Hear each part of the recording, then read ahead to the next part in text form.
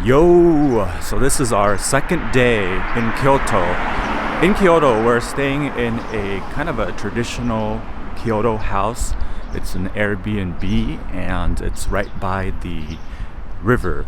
And so inside of the house, there's tatami mats and all the conveniences that you would expect from a normal Japanese home. But it also has some more traditional touches. And so the house, everything in it is very good. I've noticed that Japanese mattresses tend to be more firm than the ones that we're used to in America. And actually I like that.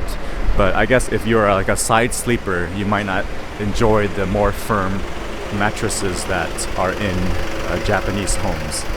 And so overall, one of the things that stands out about this Airbnb is that it has one of those bathtubs / shower areas in one. So the whole bath area is just one big shower and bath area. So when you're taking a shower, you can just sit down and take your shower without worrying about the water getting everywhere. And so right now we're going to be headed toward Arashiyama for our breakfast. We have a reservation at a Muku restaurant. The Muku breakfast restaurant was definitely the fanciest breakfast that we've ever had. It's a restaurant that's right by the river in Arashiyama. And basically it's a set meal that costs about 3,500 yen per person. And it's a pretty big breakfast for, it's basically like a seafoody kind of breakfast. So if it's not something that you are looking for breakfast, you're not looking for sashimi or you're not looking for seafood for breakfast, then it's definitely not a restaurant that you would be interested in trying. But overall, we think the food was really good and the presentation was very good. But it's definitely not a breakfast for everybody. Now we are headed towards the Saga Toroko train station for our ride on the romantic train.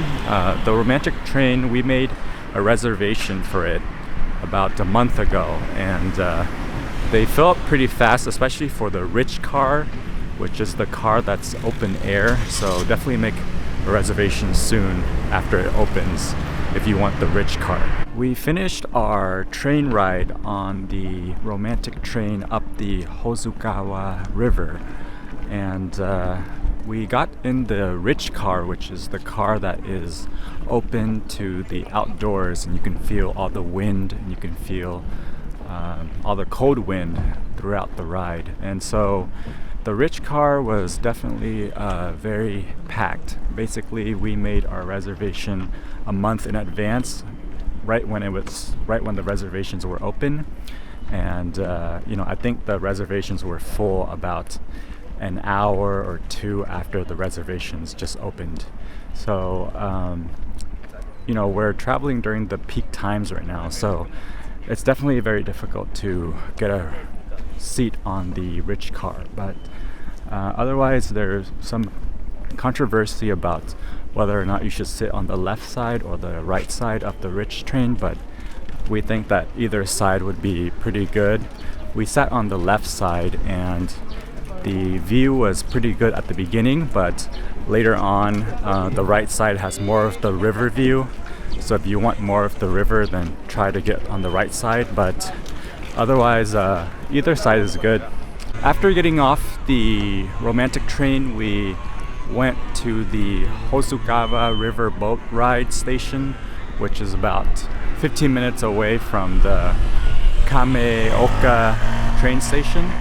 And then we took the river boat ride down the river again, and the boat ride was about $32 per person, and it took about an hour and 40 minutes. And during the boat ride, it was pretty much the same kind of scenery throughout the whole river boat ride trip, but it was a very pleasant boat ride, considering there were so many rocks and so many things that the boat ride operators had to avoid.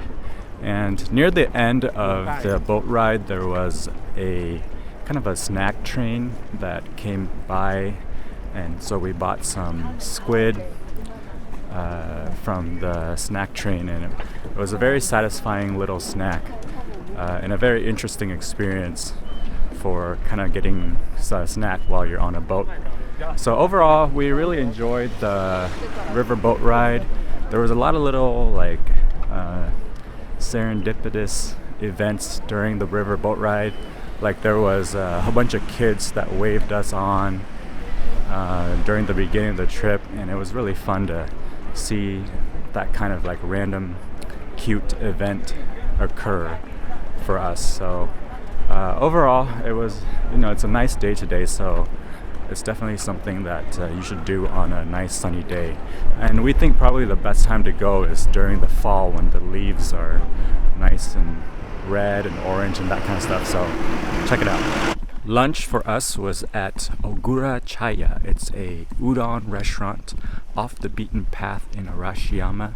It's in kind of like a neighborhood, and it's very pleasant. There's nice scenery, and the restaurant itself is basically kind of like in a little garden area. So we got the special combination udon and also the egg drop udon and also a bowl of Udon. All the dishes were fantastic. The flavors, the textures, the taste was all on point. So yeah, we would highly recommend checking it out if you are in Arashiyama.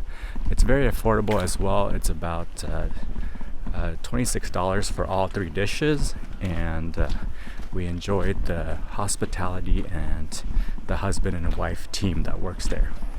After our udon lunch, our goal was to find some dessert in Arashiyama.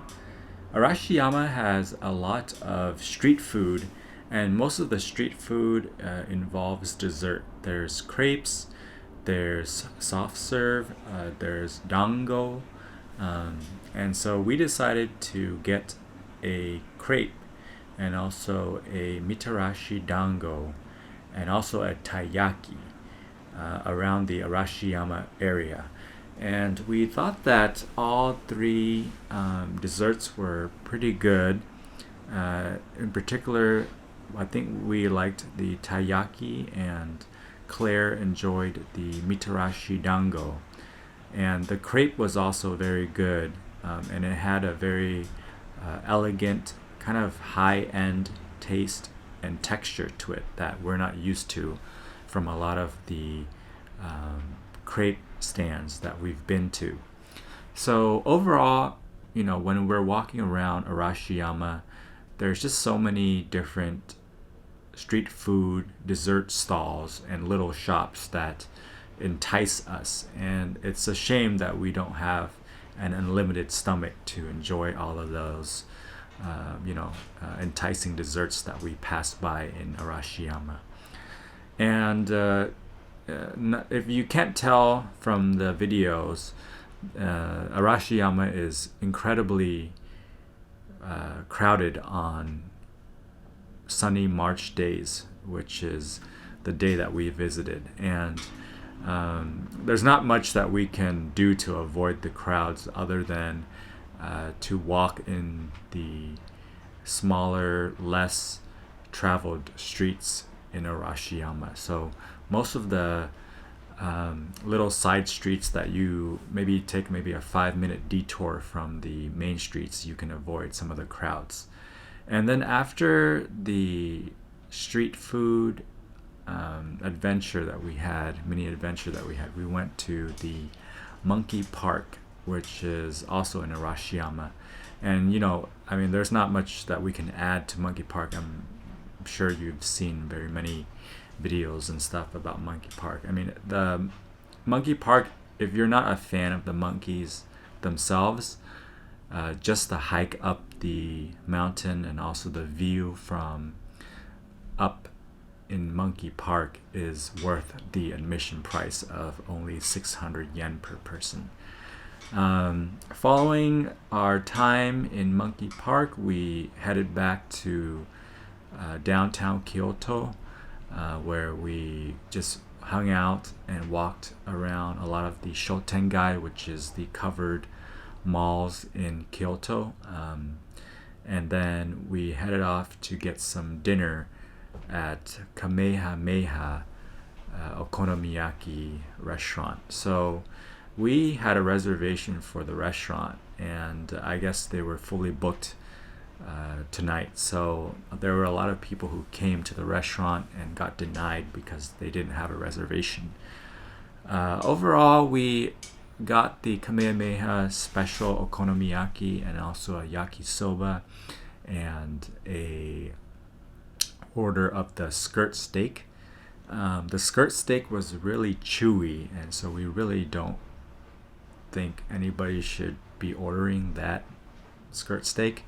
And the yakisoba was delicious, and so was the okonomiyaki, but it was, in our opinion, a little bit overpriced. It came out to be about 5,000 yen total, which is about $38 or 39 US dollars for not that much food. And okonomiyaki and yakisoba in general are usually cheap and affordable and big portions, but in this case it was pretty small portions. And so that pretty much ended our day, our first full day in Kyoto. And our impressions of Kyoto so far is that it's definitely more enjoyable to walk around and hang out in Kyoto than it is in Osaka. Kyoto has a more laid back mood and energy to it. There's just also a lot more activities to do in Kyoto. As you can see from our day today, we did so many different activities, and the energy in Kyoto is less frantic, less rushing, and compared to Osaka. And we really enjoy Kyoto so far, as you can tell. Hopefully we still have another 4 days in Kyoto. Hopefully we can not get bored of Kyoto. We'll see though. Well, thanks for watching, and hope you had a good time watching our day today. Thanks.